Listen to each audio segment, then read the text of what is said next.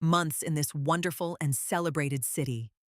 Clerval desired the intercourse of the men of genius and talent who flourished at this time. But this was with me a secondary object. I was principally occupied with the means of obtaining the information necessary for the completion of my promise, and quickly availed myself of the letters of introduction that I had brought with me, addressed to the most distinguished natural philosophers. If this journey had taken place during my days of study and happiness, it would have afforded me inexpressible pleasure. But a blight had come over my existence, and I only visited these people for the sake of the information they might give me on the subject in which my interest was so terribly profound. Company was irksome to me. When alone, I could fill my mind with the sights of heaven and earth. The voice of Henry soothed me, and I could thus cheat myself into a transitory peace. But busy, uninteresting, joyous faces brought back despair to my heart. I saw an insurmountable barrier placed between me and my fellow men. This barrier was sealed with the blood of William and Justine, and to reflect on the events connected with those names filled my soul with anguish. But in Clerval, I saw the image of my former self. He was inquisitive and anxious to gain experience and instruction. The difference of manners which he observed was to him an inexhaustible source of instruction and amusement. He was also pursuing an object he had long had in view. His design was to visit India, in the belief that he had in his knowledge of its various languages, and in the views he had taken of its society, the means of materially assisting the progress of European colonization and trade. In Britain, only could he further the execution of his plan. He was forever busy, and the only check to his enjoyments was my sorrowful and dejected mind. I tried to conceal this as much as possible, that I might not debar him from the pleasures natural to one who was entering on a new scene of life, undisturbed by any care or bitter recollection. I often refused to accompany him, alleging another engagement that I might remain alone. I now also began to collect the materials necessary for my new creation, and this was to me like the torture of single drops of water continually falling on the head. Every thought that was devoted to it was an extreme anguish, and every word that I spoke in allusion to it caused my lips to quiver and my heart to palpitate. After passing some months in London, we received a letter from a person in Scotland who had formerly been our visitor at Geneva. He mentioned the beauties of his native country and asked us if those were not sufficient allurements to induce us to prolong our journey as far north as Perth, where he resided. Clerval eagerly desired to accept this invitation, and I, although I abhorred society, wished to view again mountains and streams and all the wondrous works with which nature adorns her chosen dwelling places. We had arrived in England at the beginning of October, and it was now February. We accordingly determined to commence our journey towards the north at the expiration of another month. In this expedition, we did not intend to follow the great road to Edinburgh, but to visit Windsor, Oxford, Matlock, and the Cumberland Lakes, resolving to arrive at the completion of this tour about the end of July. I packed up my chemical instruments and the materials I had collected, resolving to finish my labors in some obscure nook in the northern highlands of Scotland. We quitted London on the 27th of March and remained a few days at Windsor, rambling in its beautiful forest. This was a new scene to us mountaineers. The majestic oaks, the quantity of game, and the herds of stately deer were all novelties to us. From thence, we proceeded to Oxford. As we entered this city, our minds were filled with the remembrance of the events that had been transacted there more than a century and a half before. It was here that Charles III had collected his forces. This city had remained faithful to him, after the whole nation had forsaken his cause to join the standard of Parliament and liberty. The memory of that unfortunate king and his companions, the amiable Falkland, the insolent Goring, his queen and son, gave a peculiar interest to every part of the city which they might be supposed to have inhabited. The spirit of elder days found a dwelling here, and we delighted to trace its footsteps. If these feelings had not found an imaginary gratification, the appearance of the city had yet in itself sufficient beauty to obtain our admiration. The colleges are ancient and picturesque. The streets are almost magnificent. And the lovely Isis, which flows beside it through meadows of exquisite verdure, is spread forth into a placid expanse of waters, which reflects its majestic assemblage of towers and spires and domes, embosomed among aged trees. I enjoyed this scene, and yet my enjoyment was embittered both by the memory of the past and the anticipation of the future. I was formed for peaceful happiness. During my youthful days, discontent never visited my mind, and if I was ever overcome by ennui, the sight of what is beautiful in nature or the study of what is excellent and sublime in the productions of man could always interest my heart and communicate elasticity to my spirits. But I am a blasted tree. The bolt has entered my soul. And I felt then that I should survive to exhibit what I shall soon cease to be. A miserable spectacle of wrecked humanity, pitiable to others and intolerable to myself. We passed a considerable period at Oxford, rambling among its environs and endeavoring to identify every spot which might relate to the most animating epoch of English history. Our little voyages of discovery were often prolonged by the successive objects that presented themselves. We visited the tomb of the illustrious Hampden and the field on which that patriot fell. For a moment, my soul was elevated from its debasing and miserable fears to contemplate the divine ideas of liberty and self-sacrifice, of which these sites were the monuments and the remembrancers.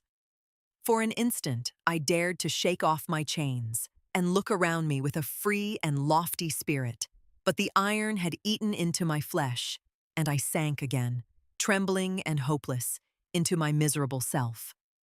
We left Oxford with regret and proceeded to Matlock, which was our next place of rest.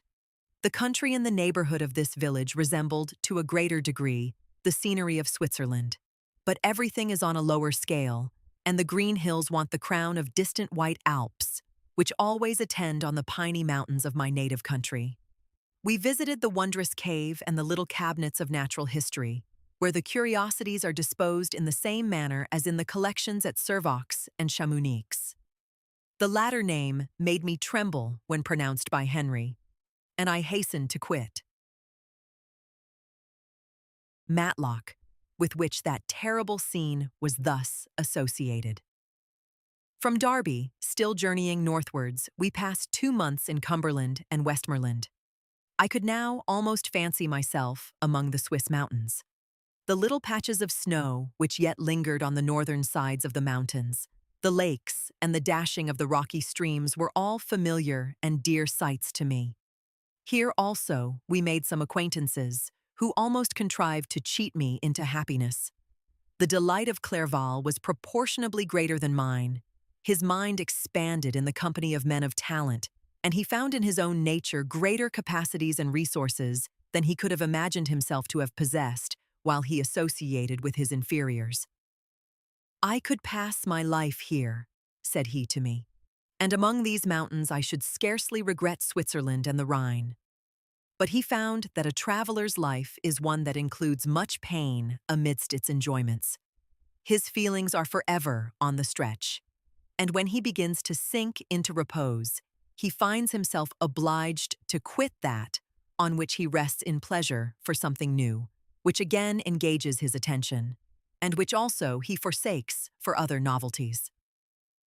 We had scarcely visited the various lakes of Cumberland and Westmoreland, and conceived an affection for some of the inhabitants when the period of our appointment with our Scotch friend approached, and we left them to travel on.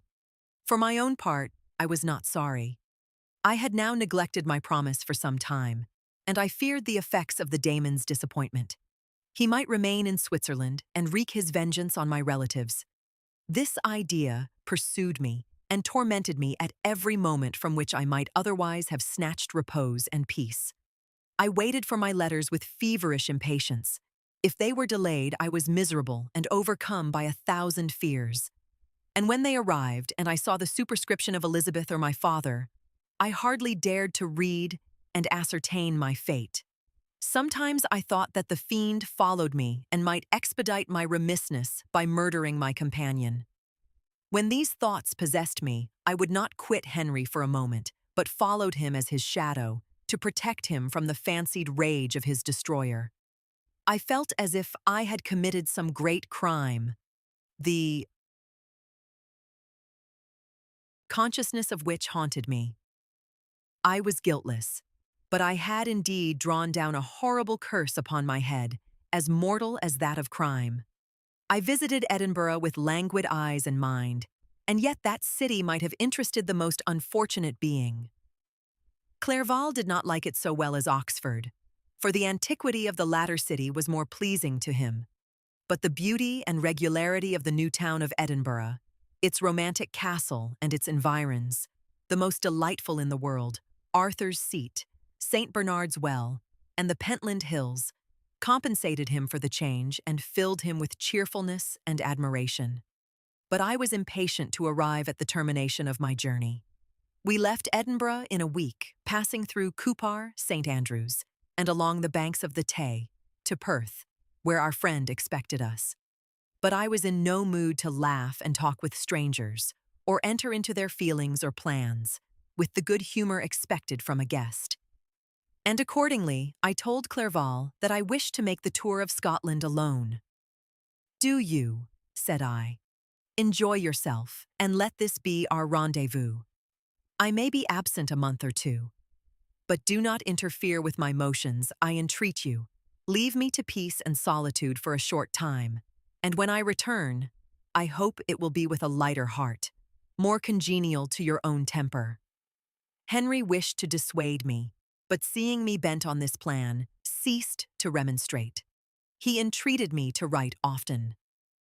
"I had rather be with you," he said, "in your solitary rambles than with these Scotch people whom I do not know. Hasten, then, my dear friend, to return, that I may again feel myself somewhat at home, which I cannot do in your absence."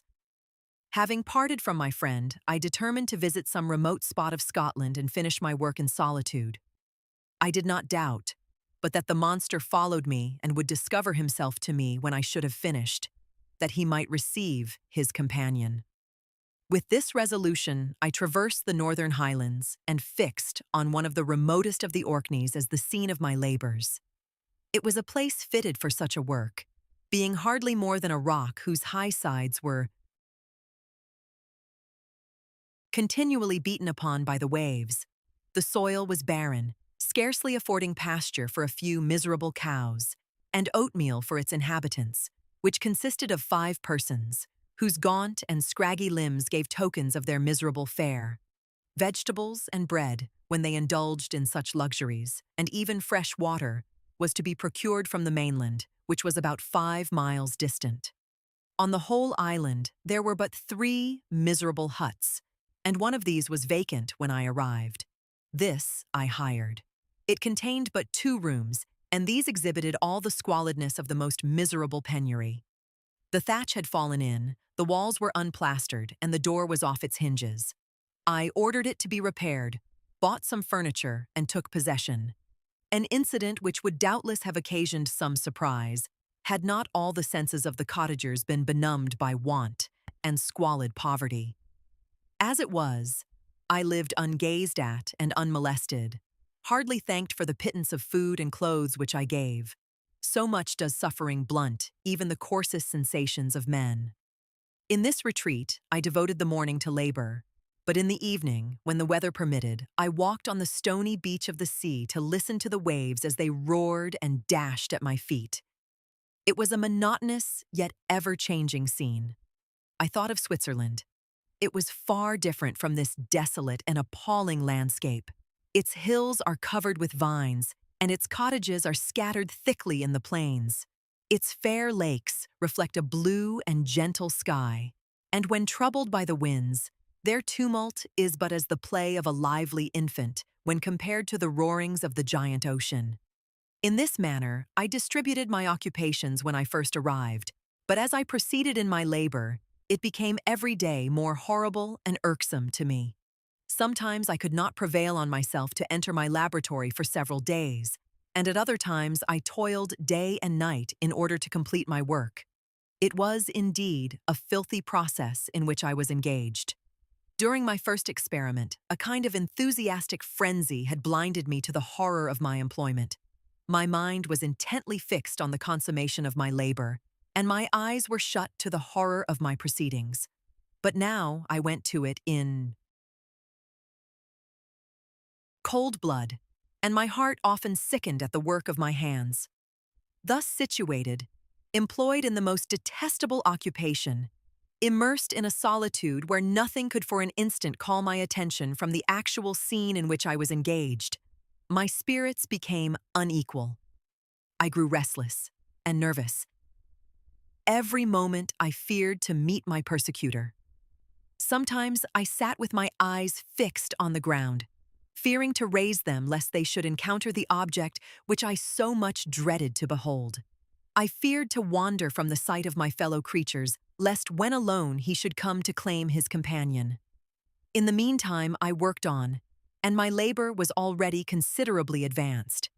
I looked towards its completion with a tremulous and eager hope, which I dared not trust myself to question, but which was intermixed with obscure forebodings of evil that made my heart sicken in my bosom.